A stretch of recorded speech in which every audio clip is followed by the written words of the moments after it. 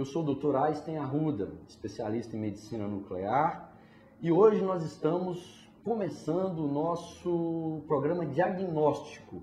Contamos com a presença do médico especialista em nefrologia, o Dr. Márcio Pena. Dr. Márcio, é um grande prazer te receber aqui no nosso programa, e hoje nós falaremos a respeito das doenças renais, especialmente a respeito das doenças renais crônicas. Então, Márcio, diante de uma doença tão séria quanto a doença renal, como a sociedade deve encarar esse problema? Quais seriam as causas dessa doença tão devastadora? Bem, nós temos dois grupos principais de doenças renais. Nós temos as doenças renais que evoluem de uma forma aguda, que são aquelas que o rim sofre uma grande deficiência na sua função de uma maneira rápida e que dura algum tempo. Depois de tratar da causa dessa doença, que geralmente é uma causa traumática ou infecciosa, depois de até um período de 4 a 6 semanas, os rins voltam a funcionar. Isso é muito comum nos pacientes hospitalizados, nos pacientes que passaram por algum procedimento cirúrgico, principalmente os pacientes que tiveram internados em UTI, que tiveram períodos de infecções graves. Esses pacientes têm uma lesão renal que depois de algumas semanas, com o tratamento, o rim volta a funcionar. Então essa seria a doença renal aguda. Sem qualquer sequela? Passado esse período? Geralmente sem sequela ou com uma pequena sequela, mas que não compromete, o progredir da vida do paciente, O paciente volta a ter uma vida normal, sem nenhuma sintomatologia importante. Essa é uma forma grave, que tem uma mortalidade alta na fase em que ela ocorre, podendo chegar a mais de 50%, dependendo da causa, dependendo da idade do paciente.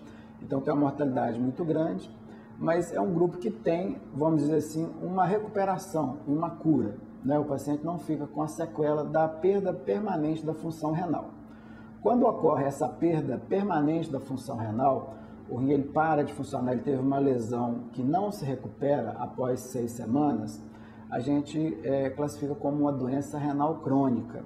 É aquela doença que existem várias causas, Geralmente é de uma evolução lenta e progressiva no decorrer de vários anos, e essa doença vai lesando o rim progressivamente e o rim vai perdendo a sua função no decorrer de vários anos e de uma maneira irreversível. Esse é o ponto, o senhor dizia de causas. Quais seriam as causas mais importantes que deflagram esse tipo de doença?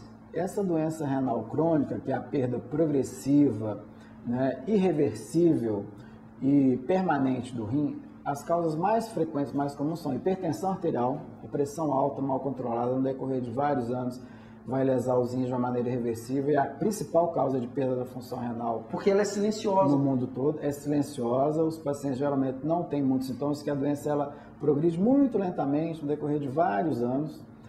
Além disso, o diabetes mellitus é uma doença também muito frequente, também é uma causa muito frequente de perda da função renal de maneira irreversível e também evolui de uma maneira silenciosa. E as doenças próprias do rim, que são as glomerulonefrites, que são também uma causa muito frequente, acomete geralmente na adolescência, as crianças, mas pode acometer também os pacientes mais idosos.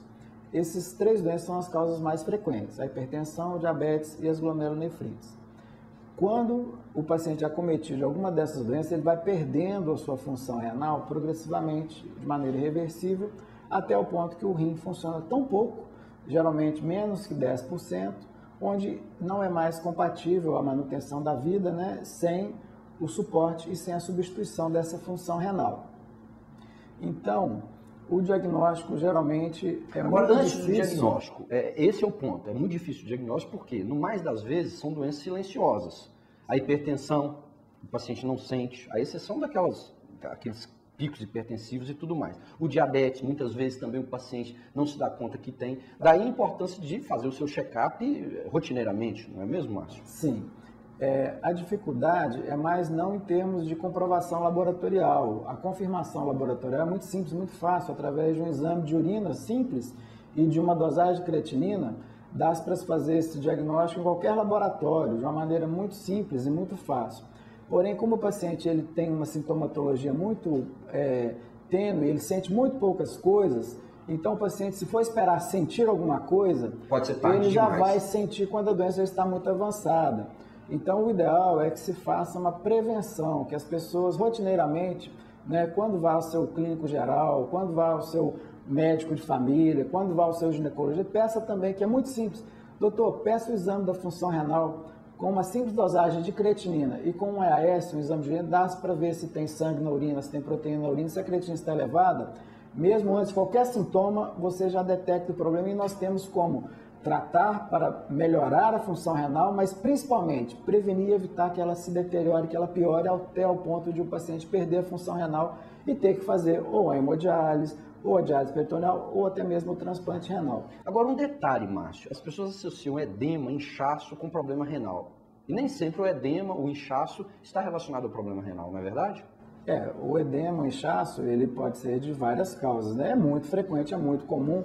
Os pacientes, quando têm alterações graves da função renal, quando tem principalmente as glomerulopatias, as glomerulonefrites com perda muito grande de proteína, quando tem a função renal já muito ruim, a doença renal já muito grave, uma forma já mais avançada, uma forma já bem grave, né, com muita sintomatologia, aí dá o edema.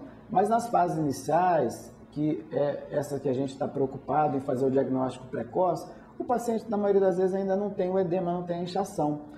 E não é a única causa da inchação, não é a doença renal, né? Nós temos várias doenças, vasculares, doenças circulatórias, doenças hepáticas, algumas alterações nutricionais que também podem provocar edema. Mas a doença renal, ela, nas fases mais graves, nas fases mais tardias, ela geralmente tem edema. Mas aí já se passou aquela fase inicial onde é possível haver uma reversão e uma preservação da função renal. Então, esses pacientes devem procurar o atendimento, devem procurar fazer essa prevenção, essa triagem antes de acontecer o edema. A fase ótima é quando se diagnostica antes do paciente sentir nada. É melhor a gente descobrir quando o paciente ainda não desconfia de nada. Aí você consegue preservar e salvar a função renal na maioria dos casos.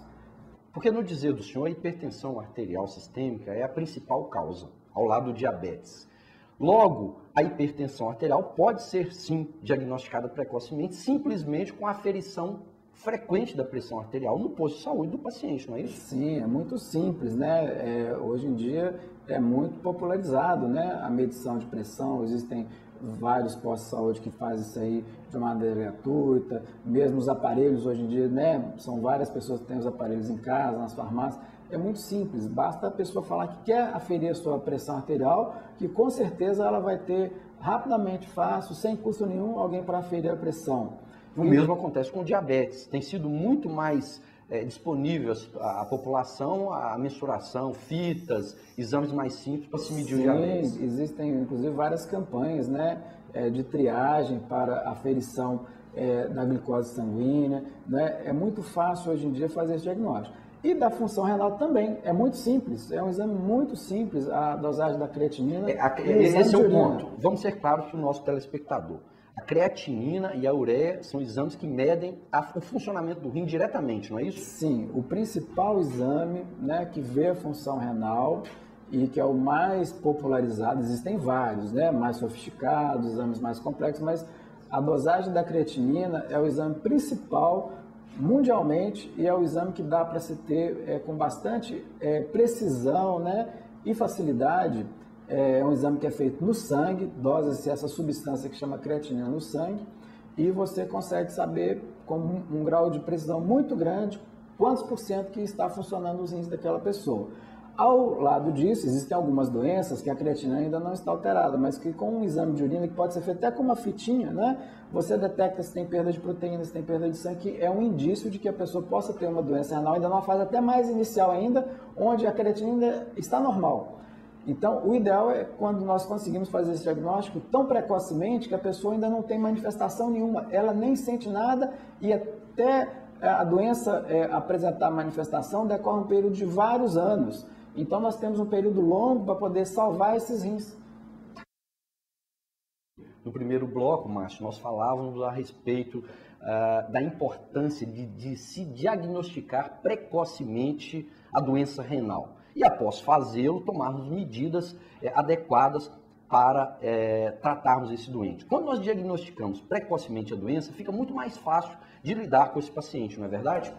Sim, é muito importante, é fundamental fazer o diagnóstico precoce, pois com isso nós conseguimos fazer a prevenção da progressão da perda da função renal. Nós conseguimos evitar que a pessoa chegue ao ponto de perder o funcionamento dos seus rins. Isso é conseguido através de um controle adequado da pressão, ajuste das drogas, evitar remédios que possam fazer mal aos rins, que existem várias substâncias, né, de uso corriqueiro que podem prejudicar os rins, principalmente os anti-inflamatórios devem ser evitados, vários antibióticos têm que também ser evitados e a sua dose corrigida. O paciente poderá ter a oportunidade de fazer uma dieta balanceada, né, com a quantidade adequada de nutrientes, menos proteínas, isso vai sobrecarregar menos os rins, vai evitar a progressão da doença. Nós conseguiremos também evitar que o paciente tenha infecções urinárias frequentemente, que também podem piorar a função renal, propiciará um controle adequado da sua glicose, do ácido úrico. Então, com isso, com essas ações de prevenção, né, e controle desses distúrbios metabólicos, dessas alterações do metabolismo, e com a dieta balanceada, uma ingesta hídrica adequada. Esse é o ponto que eu gostaria, né, de lhe perguntar. Afinal, o que se preconiza em termos de ingesta hídrica adequada? O mínimo de água que nós devemos ingerir diariamente é quanto?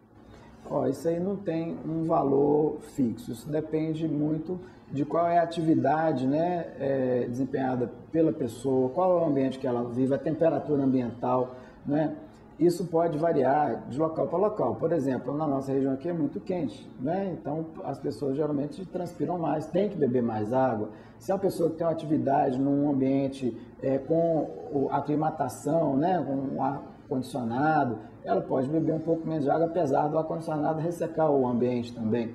Então isso depende muito da atividade, mas em média, né, de 2 a 3 litros de água por dia, de líquidos, né, por dia, na nossa região seria, se a pessoa não tem nenhuma outra doença, né, nenhum problema, seria uma quantidade adequada de líquido. Mas é muito importante a pessoa ver se essa quantidade de líquido que ela está ingerindo está produzindo a quantidade adequada de urina, que o ideal é a pessoa urinar aproximadamente em torno aí de 1,5 litro. Se a pessoa está urinando menos que isso, né, não necessariamente com uma quantidade muito grande de micções, mas aí umas 4 micções por dia, já seria adequado, né? Se ela está urinando menos vezes e menos volume, ela está bebendo menos do que seria o ideal, o recomendado. Em relação a piorar a função renal, a ingesta hídrica ela não teria tanto benefício de beber muita água em excesso. Ou seja, uma vez o rim já comprometido, não tem a ingesta hídrica não teria muito sentido de ser. Beber água demais não vai fazer esse rim voltar a funcionar. Pelo contrário, pode até comprometer ou não. Se a pessoa já tem uma função renal muito comprometida, o rim já funciona muito pouco, ela inclusive não pode beber muita água porque ela já vai urinar menos. Se ela beber muita água e o rim não funciona, ela pode ficar demasiada, pode ter complicações graves. Agora, o que eu percebo é o seguinte, às vezes nós só bebemos água, ingerimos água quando estamos efetivamente com sede. Sim. Nós não deveríamos ingerir a água também de modo até involuntário, quando não temos sede, a fim de compensar essa nossa tendência de só ingerirmos água quando temos sede, não? Não necessariamente. Se você é uma pessoa rígida, sem nenhuma doença, sem nenhum problema de saúde, o seu organismo ele justamente funciona normalmente assim. Nós temos sede e devemos beber água. O problema é que muitas vezes as pessoas se envolvem em atividade de trabalho, né, estudo, e às vezes ela tem sede, mas não bebe água naquele momento. Ela tem vontade de urinar e não urina naquele momento. A gente, às vezes, sem perceber, a gente altera esse controle do nosso organismo que é perfeito, né?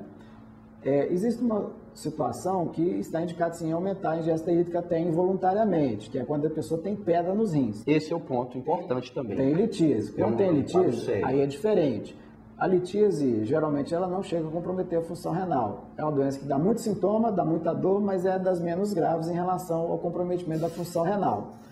Então, a pessoa que tem pedra nos rins, ela deve beber muito líquido, porque isso realmente faz um efeito benéfico de evitar, né, a formação dessas pedras e até ajuda a eliminar quando a pedra é menor. Mas em relação às doenças renais mais graves, que são as que comprometem o funcionamento dos rins, o líquido em excesso não trará benefício. E como você falou, se a função renal já está muito comprometida, por exemplo, aqueles pacientes que o rim já não funciona nada, que já tem que fazer o tratamento para substituir, por exemplo, a hemodiálise, eles nem podem beber muita água, porque se bebem muita água, o líquido não é eliminado e aí eles passam mal. Então tudo depende do momento, né?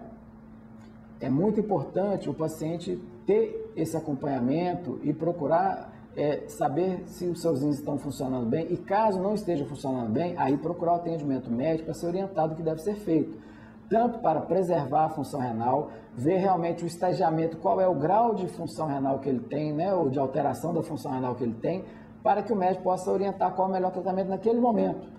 Nos momentos iniciais, nós vamos... Então, com isso, nós desembocamos no tratamento. Como tratar esse paciente? Bem, nas fases iniciais da doença, quando a alteração da função renal ainda é pequena, né, nós vamos orientar alteração da dieta, vamos orientar evitar as substâncias que fazem mal ao rim, vamos orientar a ter uma ingesta hídrica adequada para aquele grau de volume urinário que a pessoa ainda tem, controle pressório, controle da glicemia, né? Eventualmente, se tiver alguma doença associada, tratar essa doença, evitar as infecções de urina, ver se tem alguma doença genética, hereditária, fazer o diagnóstico de qual é a causa. E com isso a gente vai tratar de acordo com a causa. Naqueles pacientes que já têm um grau de função renal mais elevado, que o rim já parou de funcionar, onde não tem mais condição de ele ficar sem uma substituição da função renal, sem uma ajuda para poder purificar o sangue e eliminar os líquidos, aí nós temos basicamente 3 tipos de tratamento principais, que são os tratamentos que substituem o funcionamento dos rins, que é a hemodiálise, que é um rim artificial, né? Hoje em dia essas máquinas são todas microprocessadas, são computadores, né, que conseguem através de filtros especiais, né, um tratamento muito moderno, muito seguro, consegue substituir o funcionamento dos rins do paciente. Ele consegue filtrar o sangue dos pacientes, né, em substituição aos rins que não funcionam mais. Esse é o tratamento mais difundido no mundo todo, né? Mais ou menos em torno de 80% a 90% dos pacientes, dependendo do país, né, faz esse tratamento. No Brasil, mais de 90% dos pacientes fazem esse tipo de tratamento que chama hemodiálise, que é o que usa o rim artificial. Existe um outro tipo de tratamento, que é a diálise peritoneal. É um tipo de diálise que usa uma membrana que recobre o peritônio, recobre a parte interna da barriga do paciente, que é o peritônio, e essa membrana ela tem a capacidade de fazer a filtragem do sangue quando você utiliza um material adequado, uma solução, né, um remédio próprio que você coloca na barriga do paciente. Então o paciente pode fazer esse tratamento inclusive em casa. Ele é treinado, né, lógico, nós damos o treinamento adequado, ele recebe o material em casa e ele mesmo faz essa aplicação dessa medicação na barriga, né, chama diálise peritoneal. A vantagem é que ele pode fazer em casa, mas ele tem que fazer ele mesmo, geralmente é ele ou algum familiar que faz. Então, a grande disciplina. Tem, né? Mas é muito simples, né? Coisa que nós temos crianças que fazem, temos pessoas idosas que fazem, né? É uma coisa que os pacientes se adaptam muito bem e tem o conforto de poder fazer em casa. Ele vem ao hospital uma vez por semana, uma vez por mês para fazer o controle. E o outro tratamento, que é o que envolve realmente a substituição do órgão, né? É o transplante renal, que temos a dificuldade em relação ao grande número de pacientes que estão aguardando, né? Os doadores, são poucos doadores em vista do número grande de pessoas que têm a doença, né? Então, os tratamentos, eles se complementam e se ajudam. A pessoa não é porque faz um tratamento que ela tem possibilidade de tentar outro, né? Nós temos pacientes que, enquanto estão aguardando o transplante renal, eles estão na hemodiálise. Temos alguns pacientes que, em algum momento, eles têm uma contraindicação, eles não suportariam a cirurgia do transplante renal. Então, esses pacientes têm uma contraindicação formal, eles se beneficiam da hemodiálise. Às vezes, o paciente está na diálise peritoneal, por algum motivo, ele precisou interromper, vai para a hemodiálise. Os métodos se alternam e se complementam.